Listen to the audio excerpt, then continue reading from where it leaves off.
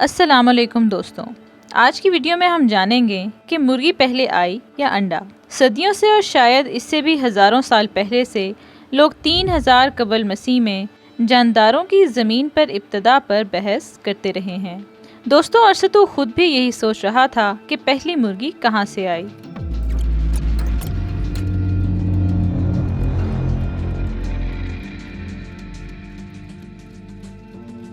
دوستوں، سائنس کے مطابق انسان بندروں سے نیاندرتھالز اور نیاندرتھالز سے ہومو سیپینز بنے اور پھر ہومو سیپینز سے آخرکار آج کے انسان بنے جنہیں میں اور آپ جانتے ہیں۔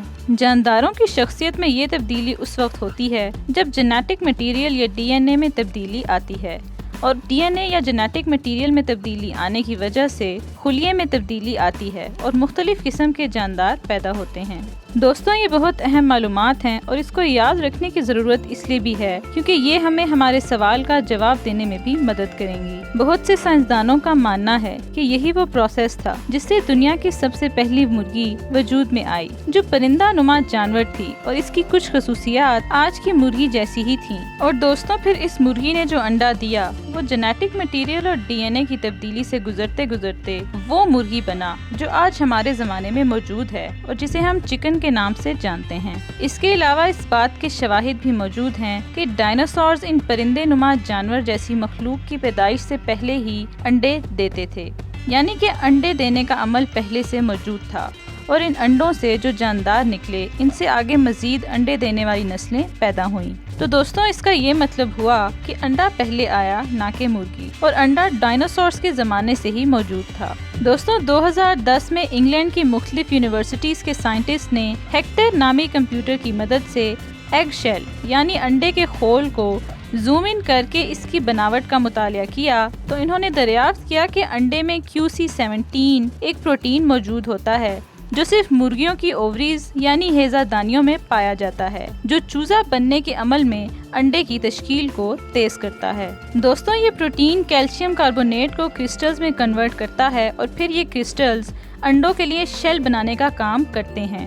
باقی انڈا دینے والے جانوروں میں بھی یہ کرسٹلز پائے جاتے ہیں، لیکن مرغیاں زیادہ مقدار میں یہ کرسٹلز بنانے کی صلاحیت رکھتی ہیں اور 24 گھنٹوں میں 6 گرام شیل بنا سکتی ہیں۔ تو دوستوں، اس دریافت کے بعد انگلینڈ کی شیفیلڈ یونیورسٹی کے ایک پروفیسر ڈاکٹر کولن فریمن کہتے ہیں کہ کافی عرصے سے یہ اندازہ لگایا جا رہا تھا کہ انڈا پہلے آیا، لیکن اب ہمارے پاس سائنسی ثبوت موجود ہے کہ مرغی پہلے آئی۔ دوستوں، یہ بات دلچسپ ہے لیکن مکمل درست نہیں اس بات کے پیش نظر جو کہ ہم پہلے ہی جانتے ہیں، کیونکہ یہ بات تو یقینی ہے کہ یہ پروٹین صرف آج کی مرغیوں میں موجود ہے، لیکن یہ کوئی نہیں کہہ سکتا کہ یہ ان لاکھوں سال پہلے والی مخلوق میں موجود تھا جن سے پھر آگے چل کر مرغیاں پیدا ہوئی تھیں۔ تو دوستوں، یہ ہمیں ہمارے اس سوال کہ مرغی پہلے آئی تھی یا انڈا کے اگلے نقطے کی طرف لے کر جاتا ہے۔ دوستوں، ہمیں اس بات پر بھی غور کرنا چاہیے کہ جسے ہم چکن کہہ رہے ہیں وہ اور اس کا انڈا ایگزیکٹلی کیا ہے۔ اور دوستوں، یہی وہ چیز ہے جسے ہمارے یوٹیوب چینل پہیلی نے بڑی مہارت سے چھو لیا ہے۔ تو دوستوں، وہ مخلوق جو چکن سے پہلے آئی تھی یعنی کہ پری چکن،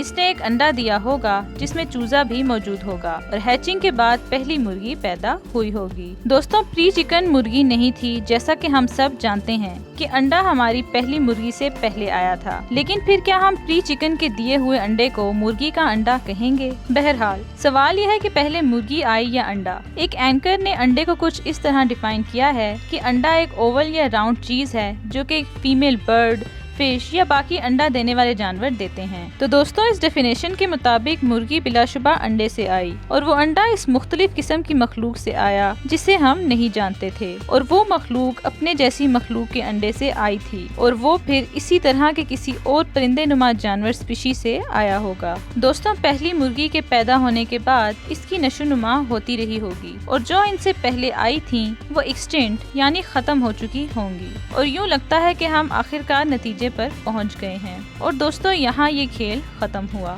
یقیناً جس طرح انسان زمین پر آئے اور باقی دنیا بنی، اسی طرح مرغی کو بھی زمین پر بھیجا گیا، لیکن سائنسی دریافتوں سے ہمیں پتہ چلا کہ ڈائناسور زمین پر رہتے تھے آج سے کئی لاکھوں اور کروڑوں سال پہلے، کیونکہ ہمیں ان کے انڈے بھی ملے ہیں۔